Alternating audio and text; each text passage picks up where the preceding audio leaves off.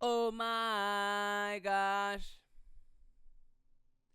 I can't believe we made it to the knockouts. Yes, indeed, we've made it to the knockout stages of the Club World Cup. It's the Club World Cup. It's the knockout stages. This is when it really matters. This is tournament football. Let's get into it. So in this video, I'm just going to give my predictions to the best that I can, even though I will not lie to you.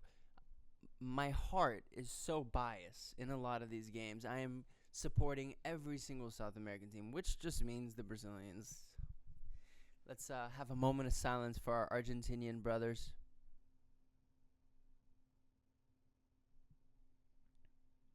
That's tough.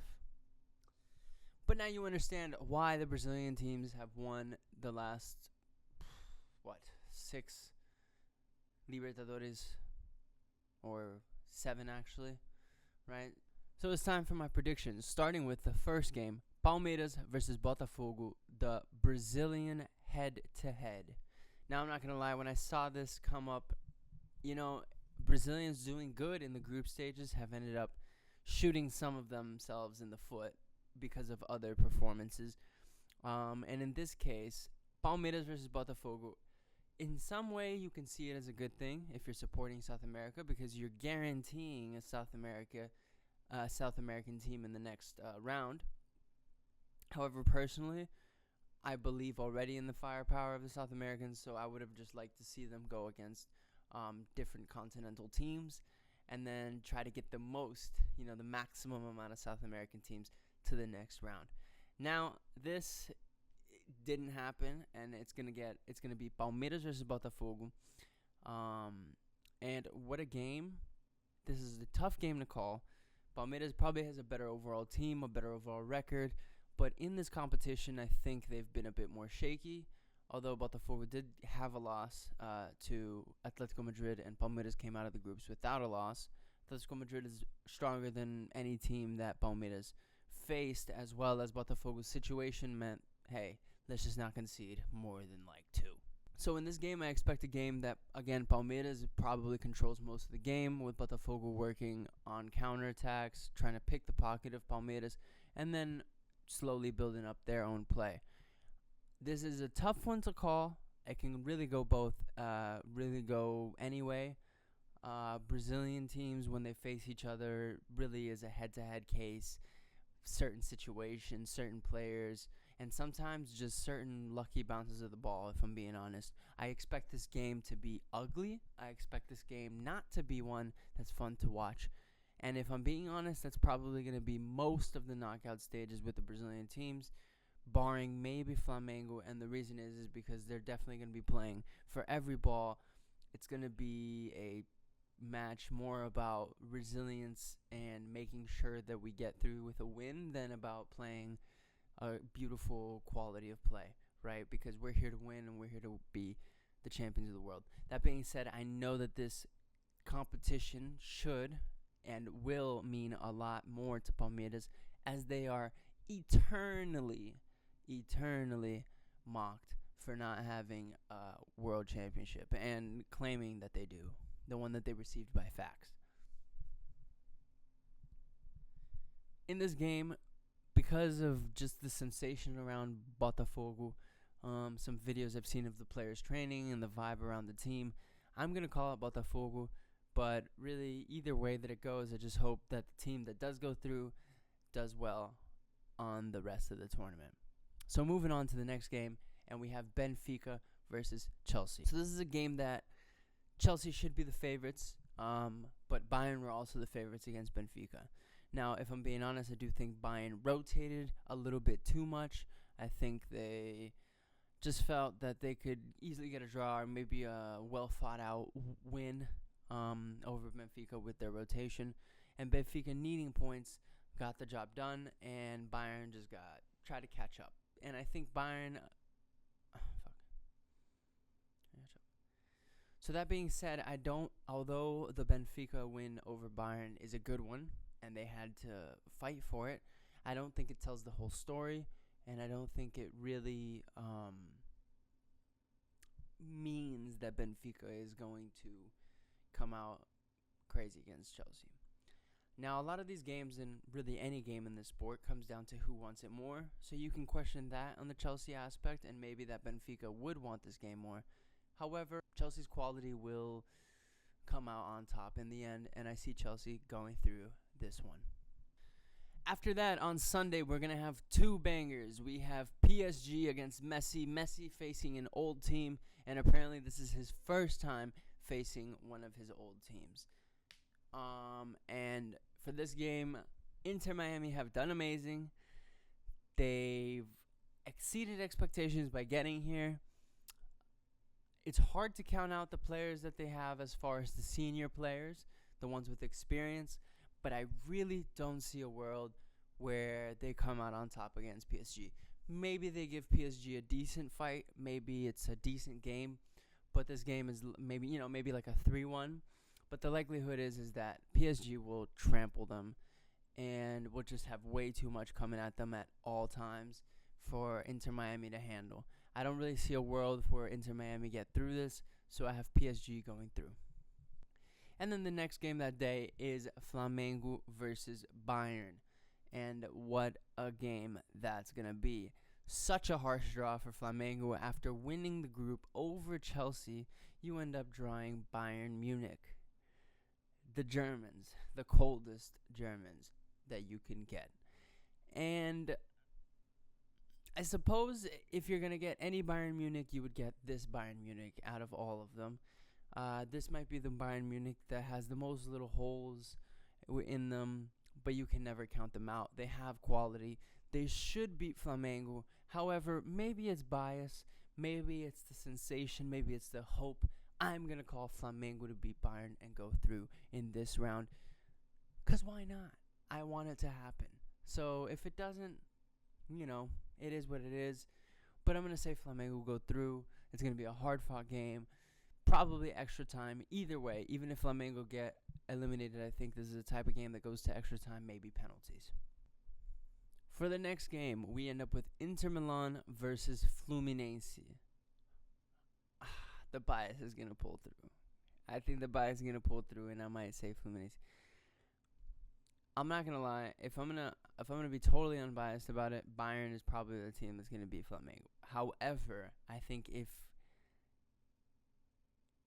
between the two, I think it's more likely that Fluminense does upset Inter Milan. I'm not going to lie. I haven't seen enough from Inter Milan. I don't see enough from their players. There's maybe, it's a new coach, and he's bringing up some youth, new players that are really just gelling into the season and becoming part of that Inter Milan. So I think this might be the moment to get a team like Inter Milan. I think Inter Milan now, although they do show good potential, I think will be very different from Inter Milan, let's say, in 6 months. And that Inter Milan in 6 months could be very scary, as they do show now. But I think it's too early. I think there's still those young players need to mesh in. Those players that were on loan in the last few seasons need to come in and really find their spot. Brazilian teams have a tendency to play to their competition's level, right? So you play a team like Ulsan, and you get a performance like they did.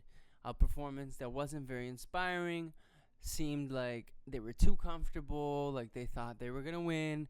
Ulsan comes and stabs them twice with 2 goals.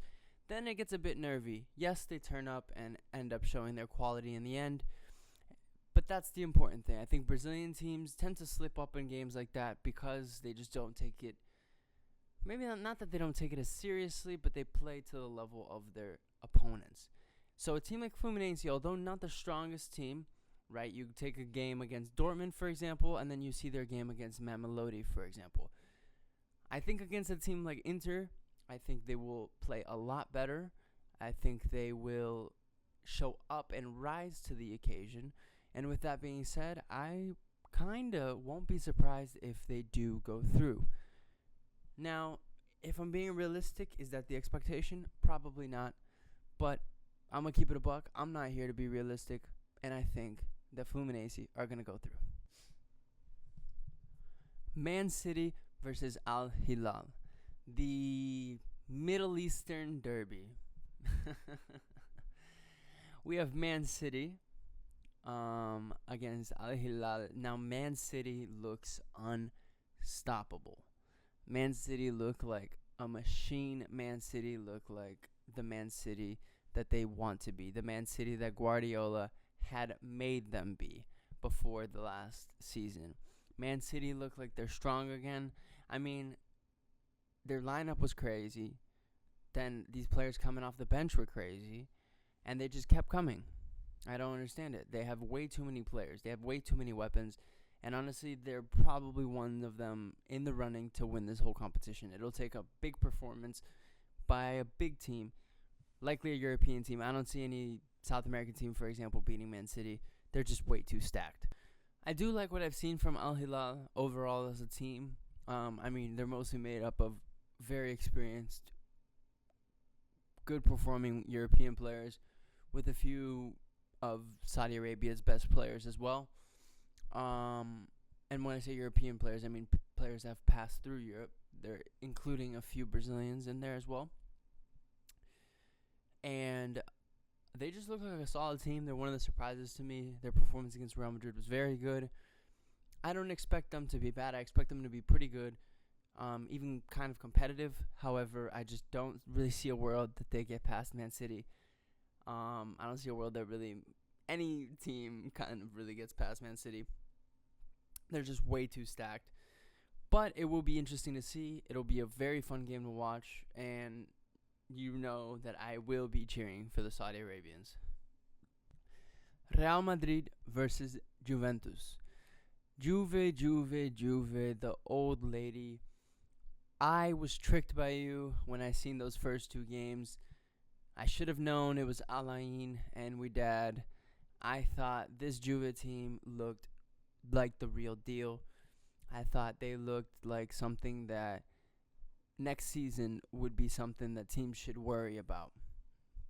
However, after seeing the Man City game, I think I was wrong.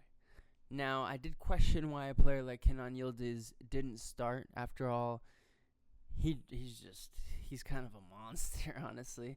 And I feel like they went with a more defensive, conservative lineup and honestly shot themselves in the foot. With a team against like Man City, you have to be able to take the chances. You have to be able to be imposing on the attack, at least on the counterattack. And I think with the selections made, they just didn't have a lot going forward, and they weren't causing Man City any fear, basically. And I just don't think Juve are the real deal anymore. Maybe that'll change. But I think against Real Madrid, they're going to get found out again. And unluckily for Juve, Real Madrid have decided to turn on the Jets now. Against Salzburg, Vinny Jr. played a beautiful game. Bellingham had an amazing game as well. And they just kind of...